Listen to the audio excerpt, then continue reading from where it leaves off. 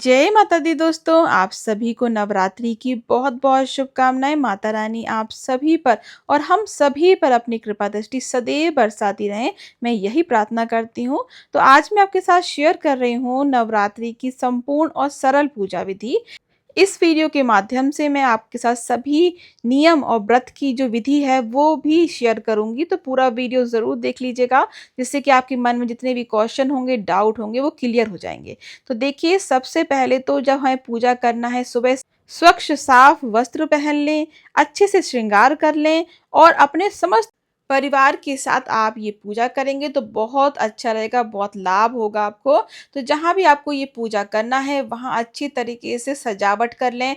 चौक पूर कर आपको पट्टा बिछा लेना है, उसके ऊपर लाल वस्त्र बिछा लीजिए। उसके ऊपर थोड़े-से अक्षत का आसन देकर माता रानी की जो मूर्ति हो या फ़ोटो आप जो भी रखना चाहते हैं, उसकी स्थापना कर लीजिए। फिर 1 लोटा जल भरकर यहाँ पर मैंने जो जल लिया है, उसमें 2 बूंद गंगा जल के डाल लिए हैं, आप भी डाल लीजिएगा। उसके नीचे थोड़े से हमें चावल रखना है। अक्षत रखने के बाद ही लोटे को रखा जाता है। उसके अंदर आपको 1 सिक्का, 1 सुपारी, 1 हल्दी की गाँठ, थोड़ी-सी रोली, थोड़े से सिक्के और यहाँ पर 1 जोड़ा आपको लेना है लौंग और इलायची का और 1 कमल गट्टा भी ज़रूर डाल दीजिएगा। उसके ऊपर पंच पल्लव के साथ हमें यहाँ पर जो नारियल है वो लेना है। नारियल जो लेंगे हम वो जटा वाला लेंगे, पानी वाला नारियल हमें लेना है। उसका जो मुख है वो ऊपर की तरफ होना चाहिए या फिर आप अपनी तरफ भी कर सकते हैं। इसके ऊपर ध्यान रखिएगा, नारियल के ऊपर 1 लाल चुनरी और कलावा भी ज़रूर बाँध लीजिएगा। अब माता के हमने उल्टे हाथ पर यानी कि लेफ्ट हैंड पर दिए की स्थापना कर ली है, तो हमने ज्योति जला ली है। अब हम सबसे पहले गणेश जी का पूजन करेंगे। तो गणेश जी को मैंने यहाँ पर अक्षत का आसन देकर उनकी स्थापना कर ली है। अब हाथों में थोड़ा-सा जल लेकर हम माता का आवाहन करेंगे और सर्वप्रथम हम पूजन करेंगे गणेश जी का। गणेश जी का पूजन करने के बाद हमारे जो दीपक जल रहा है उसका पूजन करेंगे और यहाँ पर फिर हम अपने जो लोटा है कलश का उसमें स्वास्तिक बना लेंगे। अगर आप 9 दिन के लिए अखंड ज्योति जला रहे हैं तो ध्यान रखिएगा, उसको आपको कुछ नियम होते हैं उसके कि आपको ऐसा कहा जाता है कि उस समय जब आप नवरात्रि की ज्योति जला रहे हैं, उस समय से लेकर 90 दिन तक आप उसको छोड़कर घर से बाहर नहीं जा सकते। मतलब कि घर पर कोई ना कोई व्यक्ति होना चाहिए अगर अखंड ज्योति जल रही है तो। और उसमें घी तेल आप डालते रहें, दीपक थोड़ा बड़ी साइज़ का लें और हो सके तो नीचे सोएँ, नीचे अपने वस्त्र बिछाकर उसके आपको शयन करना चाहिए। ये कुछ नियम हैं, ब्रह्मचर्य का पालन भी करना चाहिए। तो ये नियम अगर आप पालन कर सकते हैं तभी आप अखंड ज्योति जलाएँ। इसके बाद देखिए, हमने यहाँ पर कलश की स्थापना जो की थी उसको हमने टीक दिया है। माता रानी की जो हमने मूर्ति ली थी उसको हम टीक देंगे। उसका जो सिंह है माता का, तो उनको भी हम टीकेंगे। ध्यान रखिएगा, उनके अस्त्र-शस्त्र सभी को टीकना है आपको। माता के 9 स्वरूपों का नाम स्मरण करते रहें। प्रथम दिन माता शैलपुत्री की पूजन होती है, लेकिन आपको माता के 9 रूपों को स्मरण ज़रूर करते रहना है। तो 9 रूप कौन-कौन से हैं माता के? जय माँ शैलपुत्री, ब्रह्मचारिणी, चंद्रघंटा, कुष्मांडा, स्कंद माता, कात्यायनी, कालरात्रि, महागौरी, सिद्धिदात्री, नमस्तस्यै नमस्तस्यै नमस्तस्यै नमो नमः। ये सभी माता के स्वरूप हैं, इनको आप स्मरण करते रहें मन ही मन में। और अब हम माता को और हमारे गणपति जी को, कलश को, नारियल को और जो हमारा ज्योत जल रही है, सभी जगह पुष्प अर्पित करेंगे। और माता पर हम कलावा अर्पित करेंगे और चुनरी अर्पित कर देंगे। यहाँ पर मैंने गणेश जी को यहाँ पर ध्यान दीजिएगा, मैंने उनको जनेऊ कलावा भी अर्पित करा है। दीपक जो हमने जलाया था उनको भी हम कलावा अर्पित करेंगे। सभी जगह कलावा वस्त्र रूपी अर्पित करने के बाद यहाँ पर आपको भोग अर्पित करना है। तो देखिए, भोग आप कोई भी अर्पित कीजिए, लेकिन उसमें 1 लौंग और इलायची ज़रूर डाल दें। कोई भी प्रसाद लगा सकते हैं आप, चाहे वो बाहर का हो, मार्केट का हो या फिर घर पे बनाया हुआ प्रसाद हो। और 9 दिन के कौन से 9 भोग होते हैं वो वीडियो भी चैनल पर आ चुका है, आप देख लीजिएगा। तो हर दिन अलग-अलग भोग लगाया जाता है, तो आप वो लगा सकते हैं। अब माता को हम 1 फूल में सिंदूर और रोली लगाकर अर्पित करेंगे। ध्यान रखिएगा, अगर आपके पास कोई भी लाल पुष्प नहीं है तो आप कोई भी पुष्प ले लें, उसमें थोड़ी-सी रोली लगाकर माता को आप अर्पित कर सकते हैं।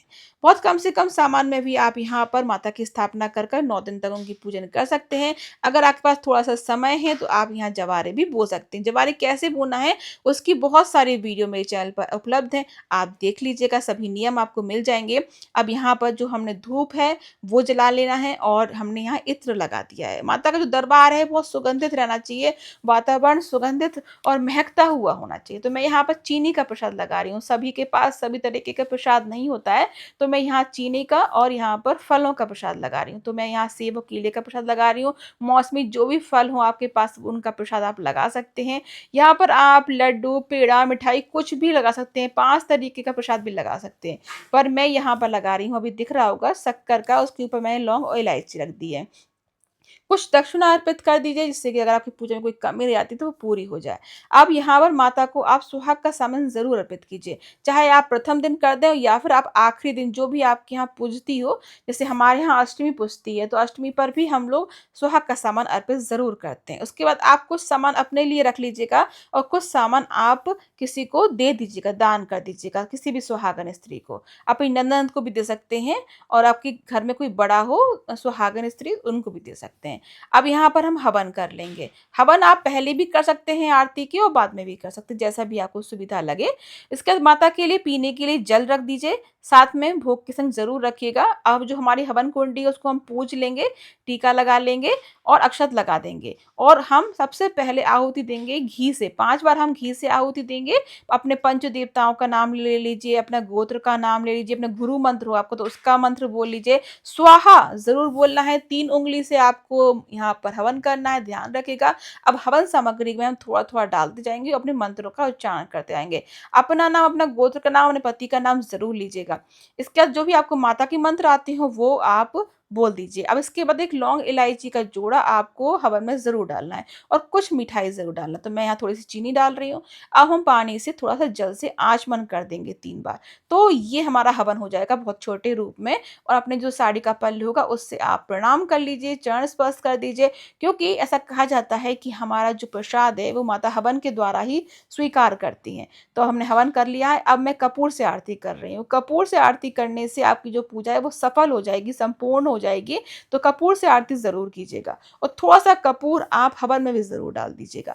तो यहाँ पर हमारी बहुत ही सरल पूजा हो गई है और भी बहुत सारी नवरात्रि की वीडियोज़ मेरे चैनल पर आ चुकी हैं। आप देख लीजिएगा कि कलश की अलग से आपको वीडियो मिल जाएगी, कलश की स्थापना कैसे करते हैं, घट स्थापना का शुभ मुहूर्त क्या है और जवारे कैसे बोना है, सभी जानकारी आपको वीडियोज़ में और मिल जाएगी। तो ये देखिए इस तरीके से आपको पूजन करना है। 9 दिन तक आपको कलश को बिल्कुल भी नहीं हिलाना है। बस आप यहाँ से फूल और फल और मिठाई हटा लें, बाकी सब वैसे का वैसा रहने दें। और आपको अब कोई भी पाठ करना है, जैसे दुर्गा सप्तशती का पाठ करना हो या फिर आपको दुर्गा चालीसा का पाठ करना हो, तो यहाँ पूजन कर लें किताब का और किताब को भी साथ में ही रख लें पट्टे पर, जिससे कि आपको याद रहे कि हमें पाठ करना है। तो सप्तशती का पाठ कैसे करना है उसकी जो पूरी जानकारी है वो भी आपको मेरे चैनल पर मिल जाएगी। आप सर्च कर लीजिएगा मेरे नाम के साथ, तो आपको आसानी से मिल जाएगी। अब इसके बाद भी अगर आपके मन में कोई भी क्वेश्चन हो तो आप मुझसे पूछ सकते हैं। अगर आप 9 दिन की व्रत रख रहे हैं तो आप महाहवन कर कन्या पूजन कर जवारी का दर्शन कर ही अपने व्रत का पारण कीजिएगा। आई होप कि आपको आज का ये वीडियो अच्छा लगा होगा।